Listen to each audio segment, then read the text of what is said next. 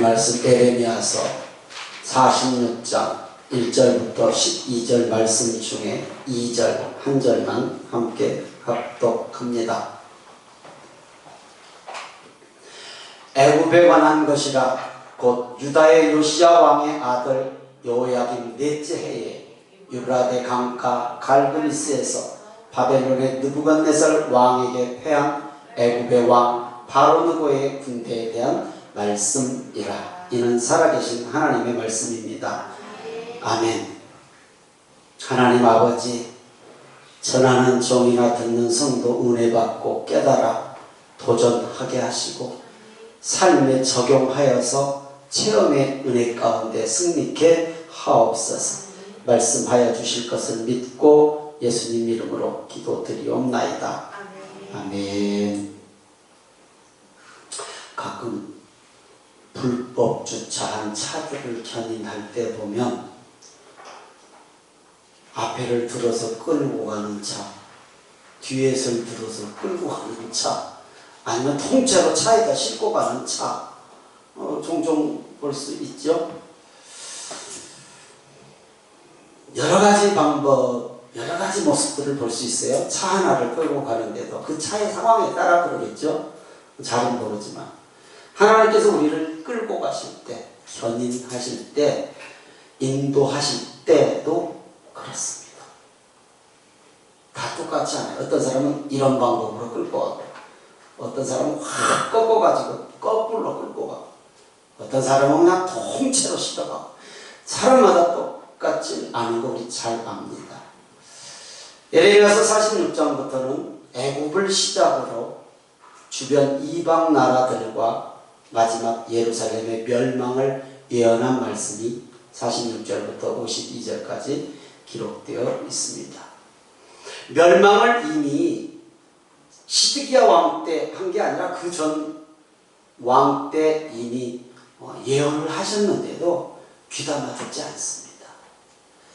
우리는 어떤가 한번 점검해 볼 필요 있어요. 전혀 귀담아 듣지 않아요. 이방 족속이야 그런다 치고, 이방 족속들이야 그런다 치고, 선택한 민족 유다도 그렇습니다. 귀담아 듣지 않습니다.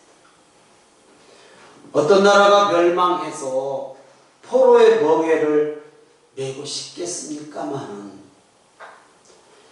유다는 바벨론의 그 멍에를 메라는 하나님의 말씀보다 자꾸 피할 끈기를 찾아요. 메라면 메야 되는 거거든요. 애굽의 군사력을 찾고 있어요. 애굽. 당연한 거잖아요. 이건 나라 상황에서. 그러나 애굽은 오늘 읽었던 본문 중에 갈그미스 전투에서 바벨론 느부갓네살 왕에게 싸워보지도 못하고 패해버립니다. 싸움도 못하고 패해요. 자, 불순종은 유다가 했는데 하나님은 애굽을 치신 거거든요. 물론 애굽에도 왜 죄가 없어요? 우상숭배에 죄 있지요. 이방 나라인데. 그러나 에레미야서 전체를 보면 유다가 제일 의지한 애굽을 하나님께서 제일 먼저 본보기를 쳐요. 그리고 이제 그 다음에 블레셋, 모압, 아몬 이름도 알 수 없는 수많은 이방 족속들을 차근차근 치시고 마지막 에레미야서 52장에 예루살렘을 멸망시키십니다. 이스라엘 백성에게 애굽은 좋은 관계는 아니지만 익숙한 나라예요. 430년 동안 그 땅에서 종살이를 살았기 때문에 모든 문화가 그들 삶에 딱 배어 있어요. 네, 아주. 또 이스라엘이라는 나라가 그 땅에서 시작했다 해도 과언이 아니잖아요. 예, 거기서 많이 큰 민족이 되어서 출애굽을 했잖아요. 또 애굽이라고 하는 나라는 나일강을 끼고 있기 때문에 풍부한 곡식, 예, 풍부해요. 주변 국가 달리 풍부한 나라예요. 애굽은 주변 나라들 중에 강한 나라였어요. 또 모든 게 풍부했기 때문에 강한 나라였기도 하지만 동맹국들이 많았어요. 강하니까 밑에 동맹국들이 많을 수 있죠. 전쟁이 없고 기근이 없는 이런 강한 나라이기에 유다가 하나님보다 애굽을 더 의지하게 되었어요. 포로로 잡혀가다가 구출된 백성들과 지도자들, 지도자 이름 요하나 나오죠. 지도자들이 애국으로 가려고 한 것도 이런 이유에서예요. 일단 안전하니까. 에레미야서 42장 14절을 함께 읽습니다. 우리는 전쟁도 보이지 아니하며 나팔소리도 들리지 아니하며 양식의 궁핍도 당하지 아니하는 애국 땅으로 들어가 살리라 하면 잘못되리라. 전쟁 보이지 않고 나팔소리 들리지 않는다는 것은 전쟁 때 군사들 동원하는 나팔소리를 얘기하는 거예요. 양식의 궁핍감 없다라는 거예요. 하나님께서 예레미야를 통해서 말씀하셨어요. 애국 땅으로 들어가, 이런 애국 땅으로 들어가 살리라 하면 너희 잘못된다. 예, 이런 풍성한 나라이기 때문에 그 나라를 피한 거예요. 두려울 것이 없는 애국. 바벨론의 압제에 있는 유다 백성이 기댈 수 있는 나라인 거예요. 당연하죠.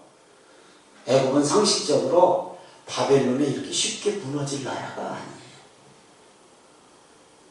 선택한 민족 유다가 하나님보다 더 의지하는 애국을 하나님께서 제일 먼저 심판하신 것입니다. 끊어낸 것입니다.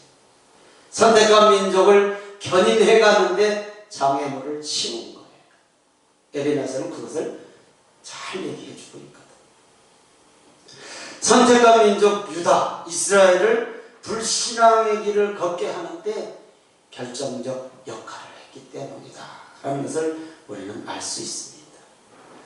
유다가 의지한 애굽이 바벨론에 허망하게 싸워보지도 못하고 전쟁에서 패합니다.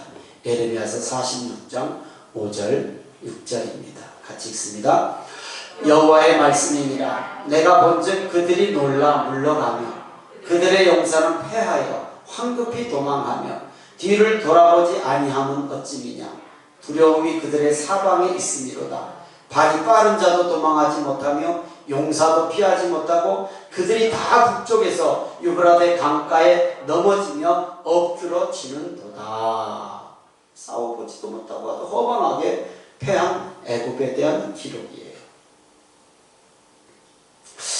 자, 다시 46장 전 말씀으로 돌아가서 한번 잠깐 생각해 봅니다. 포로로 끌려가는 백성을 구하는 것 나쁜 일입니까?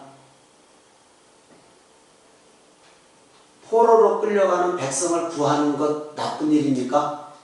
아니죠. 왜 나쁜 일입니까 이거? 백성을 구하고 바벨론과 싸워 이길 수 없기에, 바벨론과 싸웠으면 이길 수 없는 유다거든요. 그러니까 그 포로로 끌려가는 백성들을 구해 놓고 이거 그대로 두면 바벨론에 당하게 생기니 애국으로 잠시 피한 것, 뭐 그렇게 잘못된 일입니까?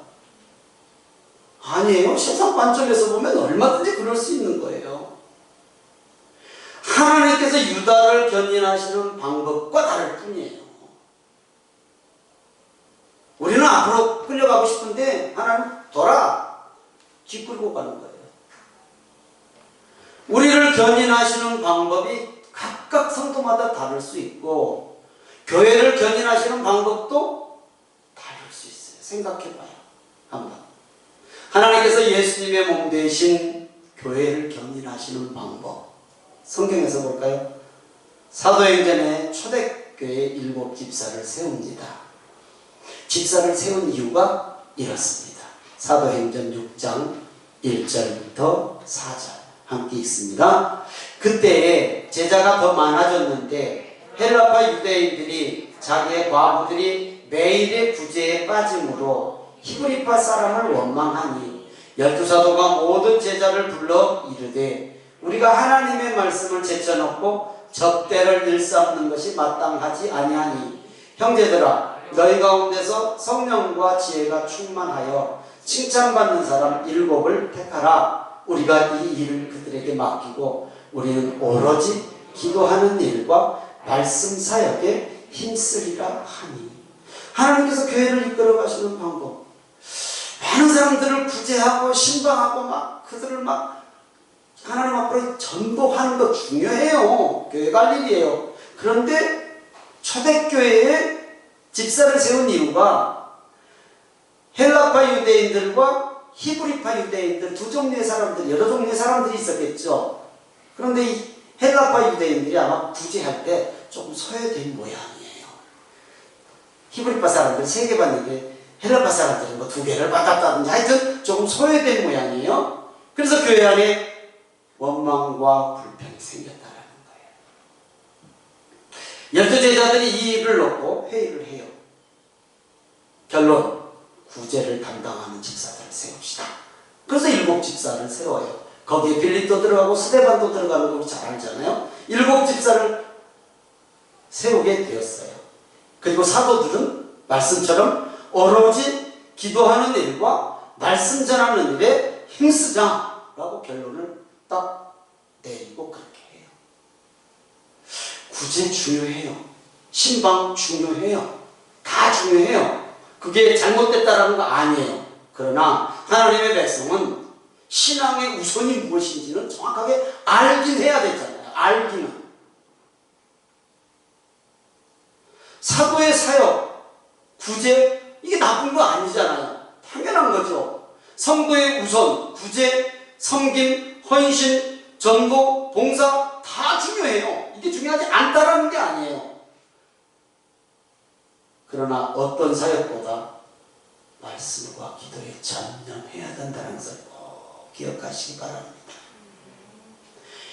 예배가 모든 신앙생활에 우선되어야 된다는 것 꼭 기억하시기 바랍니다. 이렇게 7 집사를 세워서 구제를 딱 맡기고 12 사도들은 말씀과 기도에 전념했더니 교회는 줄어든 게 아니라 더 부흥했다라고 성경은 사도행전 6장 7절에 기록하고 있습니다. 같이 봅니다. 행전 6장 7절입니다. 시작. 하나님의 말씀이 점점 왕성하여 예루살렘에 있는 제자의 수가 더 심히 많아지고 허다한 제사장의 무리도 이도에 복종하니라. 아멘. 제자의 수가 많아졌다는 것은 성도 수가 늘어났다라는 것이고, 제사장의 무리가 이도에 복종했다라는 것은 유대교의 제사장들이 회개하고 예수 믿고 다 돌아왔다라는 거예요. 이건 큰일이잖아요. 말씀과 기도의 능력입니다. 다른 사역이 중요하지 않다라는 거 아니에요. 그러나 교회는 말씀과 기도가 우선되어야 됩니다. 하나님 앞에 드리는 예배가 하나님이 받으시는 예배가 되어야 합니다. 아멘. 하나님께서 교회를 이렇게 끌고 가시는 방법이 이랬지만 성경에 한 사람을 또 끌고 가시는 것을 볼 수 있어요. 견인하시는 방법. 뭐 수많은 사람들이 있지만 우리가 지금 바벨론에 대한 성경 말씀을 보니까 바벨론의 총리를 살았던 다니엘을 한번 봅니다. 그냥 성경 찾을 것도 없어요. 우리 잘 알잖아요. 바벨론이 유다 백성을 포로로 끌어갈 때 끌려간 사람들 중 어린 소년 다니엘이 있었어요.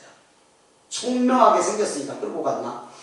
우리가 잘 알듯 비록 포로로 끌려갔지만 포로 생활 중에도 궁중에 진수성찬 먹지 않았어요.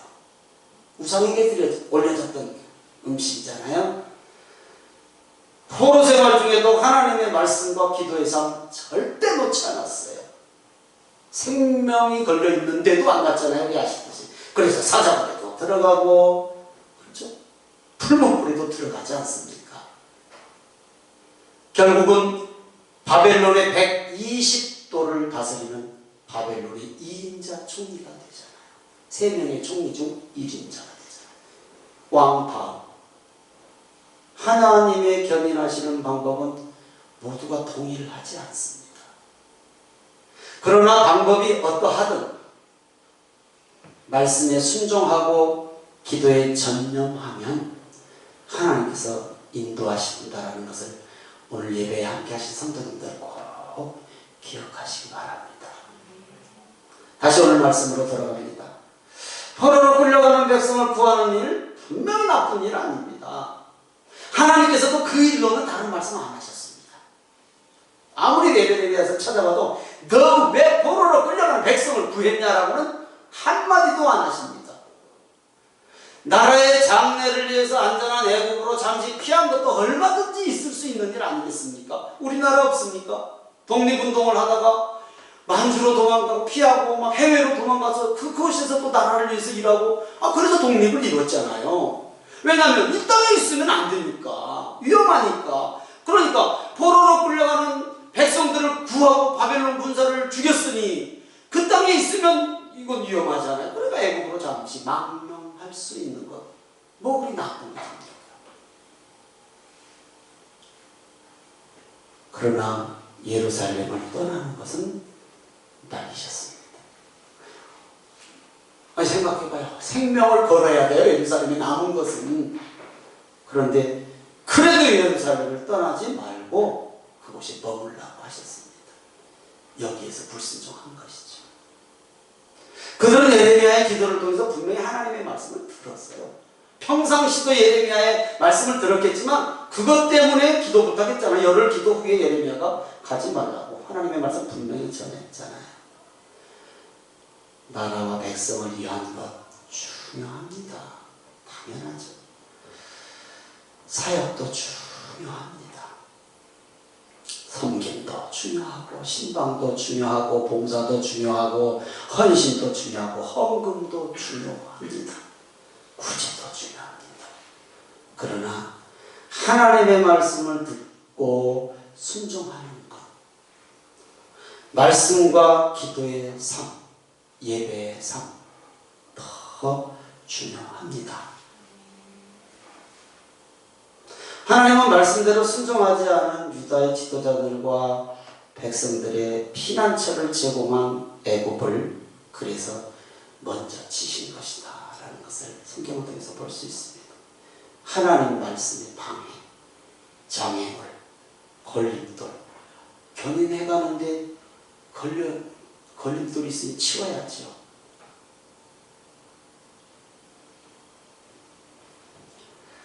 하나님의 은혜가 떨어지면 말씀이 멀어집니다.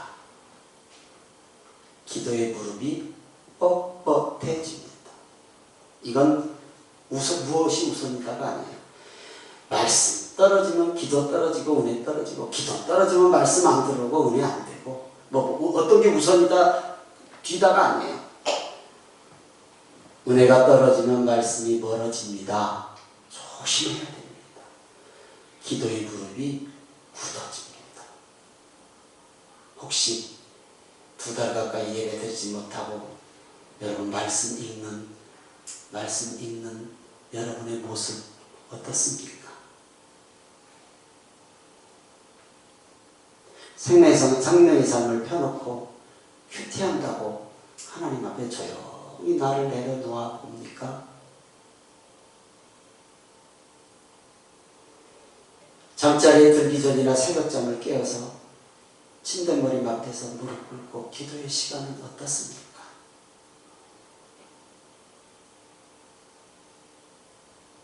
여러분이 여러분을 잘 아시지 않습니까?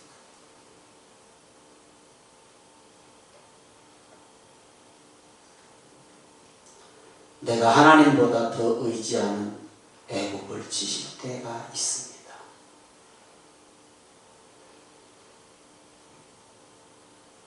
내 생각대로 견인할 수도 있고 내 생각과 전혀 다른 방법으로 견인할 수도 있습니다.